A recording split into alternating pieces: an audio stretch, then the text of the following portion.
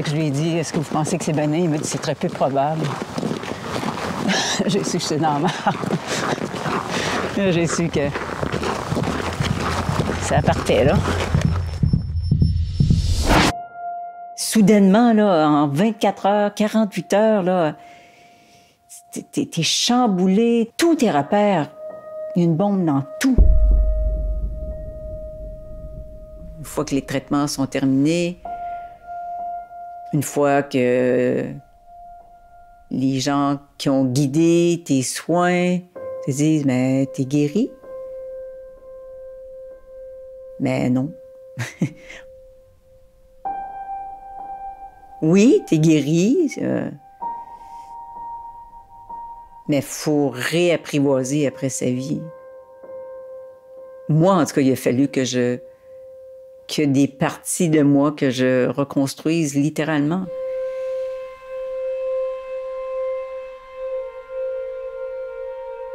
Parce que je suis sortie transformée.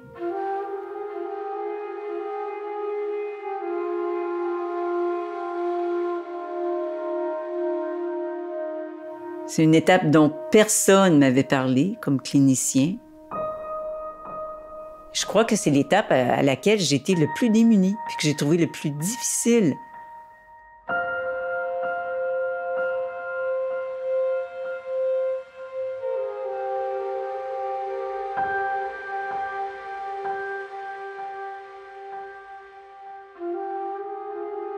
Ma sœur, Brigitte Rouleau, a un cancer du sein. Le jour où ses traitements se terminent, elle pense qu'elle en a fini avec cette maladie, qu'elle est guérie. Non. Une autre bataille commence contre les effets secondaires de son cancer. Sans l'aide du système médical, parce que personne ne l'a prévenue de ses impacts physiques, psychologiques, cognitifs. Elle qui pourtant est médecin. C'est pour ça qu'elle m'a demandé de vous raconter son histoire. Tu sais, il faut faire de quoi avec ça, sapristi.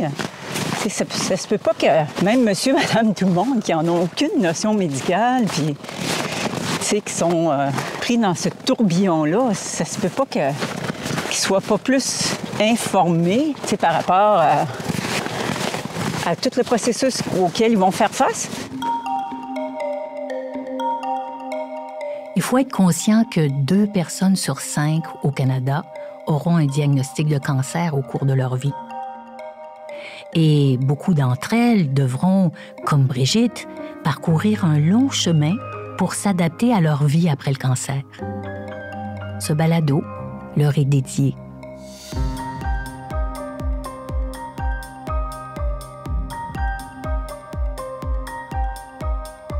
Les guéris ou la vie après le cancer. Épisode 1, la deuxième bataille.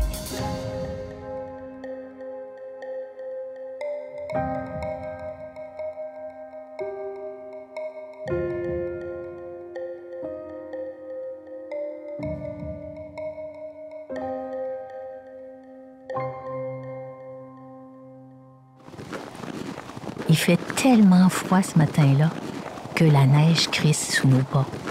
Ma sœur Brigitte et moi, on promène Watson, son chien, dans le parc Jarry à Montréal. La nuit, ma sœur est médecin à l'urgence, à la Cité de la Santé à Laval. Docteur Rouleau, 47 kilos, mouillé, top shape. Ce jour-là, 18 janvier 2020, je me sens fébrile. Je prends l'avion dans quelques heures pour retourner au Japon, où je suis journaliste. Brigitte m'annonce qu'elle a un cancer du sein. Je suis en état de choc. Fait qu'à un moment donné, je suis sortie simplement du bain. Je me suis regardée dans le miroir de façon vraiment banale, là, comme on fait quotidiennement. Puis j'ai vraiment vu comme vraiment mon mamelon, là, que l'empreinte de l'image a vraiment été forte, là. Pour moi, c'était comme un bonhomme sourire, là, un smiley, là, mais en envers. Là. Mon mamelon me faisait la gueule, là. C'est exactement ce que je me suis dit, d'ailleurs, quand je me suis vue dans le miroir. Je disais, ça, après-ci, il me semble que ça marche pas. Ça marche pas, là, ça.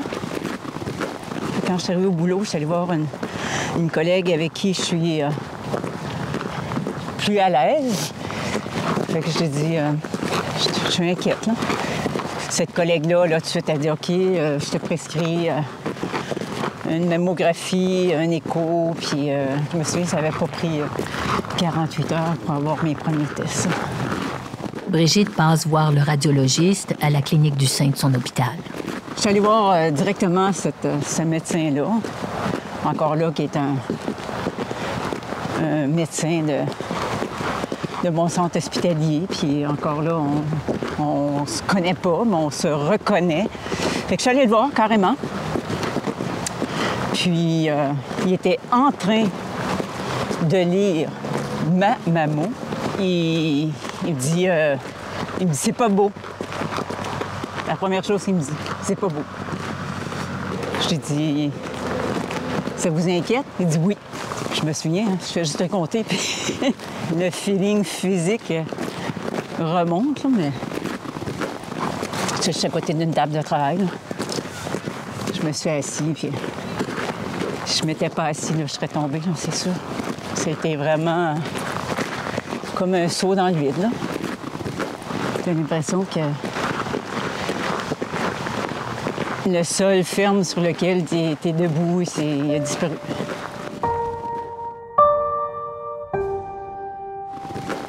L'unique fois que j'ai pleuré après ça de tout le processus devant un médecin ou des infirmières ou des techniciens en radiothérapie, limite, hein, c'est l'unique fois que j'ai versé des larmes. Fait qu'il m'a fait ma biopsie, puis je pleurais en silence. Ma sœur, je l'adore, mais elle me pousse à retourner au Japon. Je pars, la mort dans l'âme. On s'est toujours permis d'être des garde-fous l'une pour l'autre. Fait qu'évidemment, là, je savais très bien que c'était pour être une situation terrible pour toi. Là. C'est comme perturber ta trajectoire professionnelle. Pour moi, c'était vraiment... J'étais pas capable de m'imaginer ça. Donc, tu mettais mon boulot avant notre amitié. Dans le fond, c'est ça. Bien, les gens qu'on aime, on les protège tout le temps. Hein? Même quand on a besoin d'être protégé.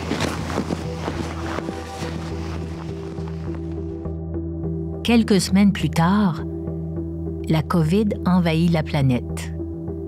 Dans mon minuscule appartement à Tokyo, j'entends le premier ministre du Canada, Justin Trudeau, annoncer la fermeture des frontières. Je vais être clair. Si vous êtes à l'étranger, il est temps de rentrer chez vous. Je reviens à Montréal. C'est incroyable. Les rues sont désertes, les gens font la queue à l'épicerie. Personne n'a jamais vu ça. Après 14 jours solitaires en quarantaine, j'emménage chez Brigitte, qui vit avec sa blonde. T'es bien placé pour le savoir, c'était quoi la suite des choses, puis que finalement, t'étais l'unique personne qui m'a protégée, bec et ongle. Puis que finalement, c'était pas ceux que je pensais qui étaient pour me protéger qui m'ont protégée. Puis que finalement, t'étais là sans que je te l'avais demandé. Parce que le hasard des choses a fait que la pandémie t'a ramené à Montréal, puis que j'étais au début de mon processus thérapeutique le plus difficile. Puis finalement, c'est toi qui étais là. Puis c'est toi qui a finalement été le garde-fou. Après sa chirurgie du sein, une mastectomie radicale pour enlever ses tumeurs, Brigitte vomit pendant des jours, pendant des nuits. Son état devient inquiétant. Elle se convainc finalement d'aller à l'urgence de Laval comme patiente cette fois. On y reste 24 heures ensemble pendant que ses collègues testent des solutions. Je la revois dans sa jaquette bleue d'hôpital, son bras amaigri piqué d'un soluté, le visage dans les mains, si si défaite, si désespérée. Ça me fait encore mal d'y penser. Si tu n'aurais pas été là, j'aurais été vraiment toute seule à traverser le désert. Là. À un moment donné, je me suis brisée, puis tu étais là pour me réparer. 15 longs mois, c'est la durée de ces traitements.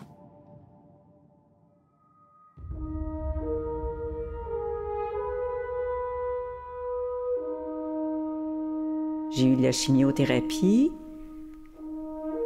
j'ai eu ma chirurgie. C'est toujours en adaptation. Des semaines, des mois, des années. L'énergie à plat. Faire opérer une mastectomie totale, c'est de la douleur qui est lancinante. La radiothérapie fait des cloques. T'as tous les marques d'une brûlure. T'es solitaire là-dedans. J'avais beaucoup cette image-là et aujourd'hui, je trouve que l'image était quand même assez bonne. Littéralement, un chemin de croix, là.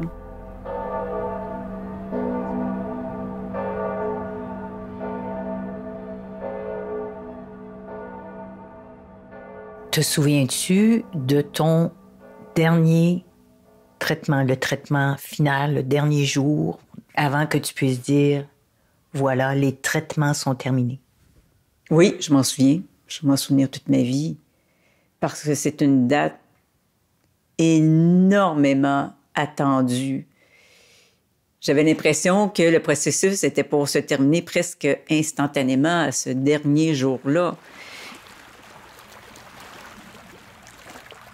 On avait décidé qu'on faisait de la randonnée. On était au Bic, on était sur le bord du fleuve, une journée qui faisait particulièrement beau, une journée du printemps. Puis finalement, à un moment donné, je me suis retrouvée, il y avait une immense roche, là. J'avais l'impression qu'elle avait été déposée, moi je peux le dire, puis je le pense, elle avait été déposée par la main de Dieu là, parce qu'elle avait semblé sortir de nulle part, cette immense roche. Fait que j'avais décidé de monter debout. Puis j'avais dit à ma copine, j'aimerais ça que tu le filmes, que tu fasses une vidéo. Puis j'ai crié, j'ai fini dans un seul trait avec une puissance insoupçonnée. Puis c'est venu vraiment un truc complètement viscéral, mais complètement, là. Puis aujourd'hui, je pense encore avec vraiment beaucoup d'émotions, là. C'était une des grandes émotions de mon processus. C'est fini!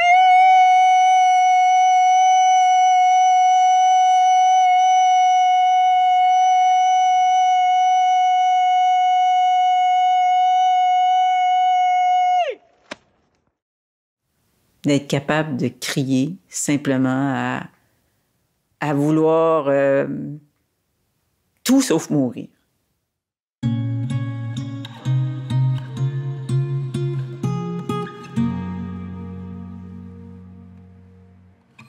Malgré tout mon corps puis mes bras qui se tendaient vers le ciel en criant « J'ai fini », j'étais vraiment loin de m'imaginer que c'était pas fini.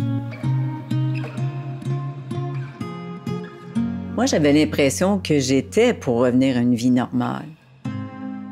Je ne reviendrai jamais à ma vie normale, à ma vie d'avant. Je suis transformée.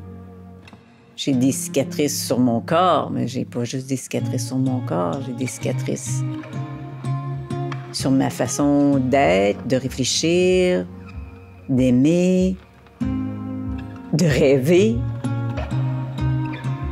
d'aspirer. C'est une transformation beaucoup plus grande. C'est ça qu'on réalise à cette étape-là. C'était comme une autre étape, mais celle-ci, je ne l'avais pas prévue, personne ne m'avait averti. C'était vraiment une étape insoupçonnée. C'est définitivement ma vie après. Après le cancer, oui.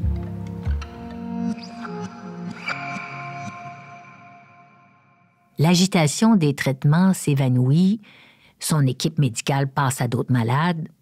Brigitte est maintenant en convalescence, sans mode d'emploi et sans comprendre ce qui lui arrive. Malgré la guérison, mon corps, ma tête, mon esprit, ma cognition, j'étais pas guérie, là. Encore plein d'interrogations, encore beaucoup de fatigue, mon espèce de chémophogue, tu sais, cette espèce de sensation de brouillard.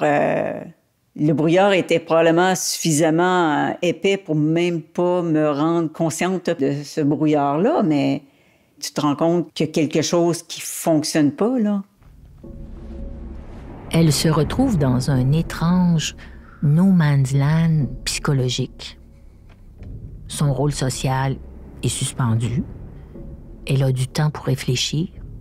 Et comme beaucoup de personnes qui ont survécu au cancer, qui ont pensé à la mort, même fugitivement, elle remet toute sa vie en question. Je pense que si je pourrais résumer cette étape-là, je le dis spontanément, la première chose qui me vient en tête, c'est « Qui suis-je? » Qu'est-ce qu'on devient? Qu'est-ce que je suis, moi, devenue après être, en théorie, guéri? Qu'est-ce que mon corps est devenu? Qu'est-ce que ma personnalité est devenue? Même, qu'est-ce que les gens qui m'aiment sont devenus?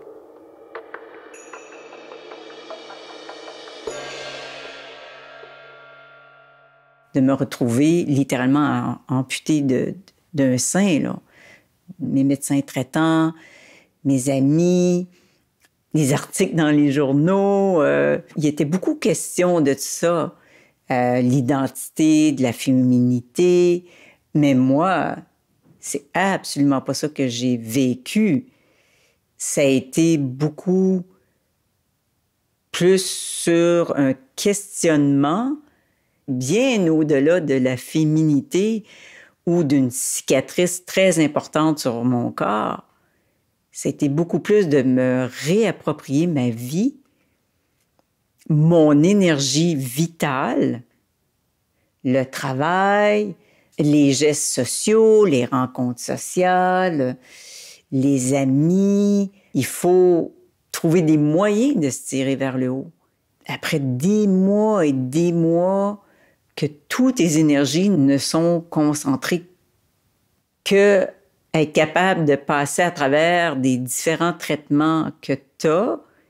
Mais quand les traitements sont finis, il faut se réapproprier sa vie. Les gens m'avaient dit « Repose-toi, prends soin de toi, puis ça va revenir. » Moi, je ne l'ai pas vécu comme ça. C'était pas aussi simple que ça. Est-ce que tu avais l'impression que tu étais laissée seule devant ce parcours-là qui semble avoir été quand même assez difficile? Il n'y a personne qui a crié gare à. Maintenant qu'on vous considère comme guéri, voici les 2 prochaines années, il n'y a personne qui m'a parlé de ça. C'est comme si cette période-là, je ne sais pas, dans le système de la santé, dans la continuation des soins, je ne sais pas c'est où. Sincèrement, c'est comme si c'était un trou noir.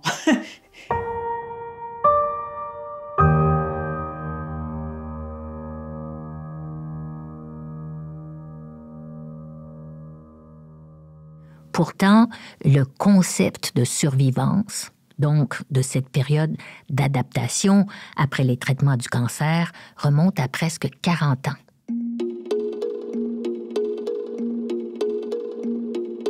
Il est attribué à l'Américain Fitzhugh Mullen. Coïncidence, comme Brigitte, il était médecin. Comme Brigitte, il a eu un cancer. Il avait 32 ans. En 1985, Dr. Mullen écrit un article qui fera époque. « Seasons of Survival », les saisons de la survivance. Et ce qui me fascine dans cet article, c'est qu'il racontait alors exactement la même chose que Brigitte raconte aujourd'hui. Fatigue, capacité d'exercice réduite, amputation d'une partie du corps. Il écrit, et je vous le cite, « C'était un purgatoire touché par tous les aspects de la maladie, mais qui n'était ni la mort, ni la guérison.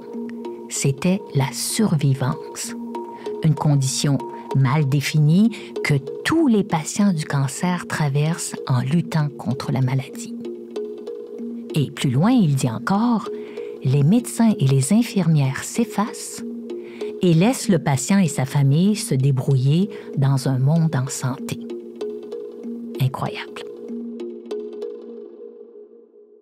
En 40 ans, les recherches sur la vie après le cancer se sont beaucoup développées. Les services aux survivants ou aux guéris, beaucoup moins. Le docteur Pierre Dubé est chirurgien oncologue et coordonnateur médical du programme de cancérologie à l'hôpital Maisonneuve-Rosemont. Pendant sa longue carrière, il a administré plus de 40 000 chimiothérapies et opéré plus de 8 000 patients. On oublie souvent les complications qui nous apparaissent peut-être moins inquiétantes à court terme parce que la fatigue chronique, le manque d'énergie, les dysfonctions sexuelles, quand on est confronté à la mort, ça paraît pas nécessairement primordial, mais à un moment donné, quand on retrouve une vie plus normale, ça devient un enjeu majeur. Donc, on est en train un petit peu de se réveiller avec tout ça et essayer de mettre en place des façons de mieux prendre en charge nos patients. Parce que, comme je dis toujours, on prend assez bien en charge la maladie, mais des fois, on oublie un peu le patient. Comment je refais ma vie avec tout ce que j'aimais auparavant? Dans mon cas, l'entraînement, les voyages, les activités plein air. Comment on se reconstruit? Comment on fait pour se retrouver? Puis combien de temps ça va prendre? Puis est-ce qu'on va y arriver? Aujourd'hui, je me rends compte que ça prend du temps. Parce que moi, ça a pris du temps. Ça a pris plus que 2 ans avant que je me dise « Wow, OK, là, je me reconnais, là. »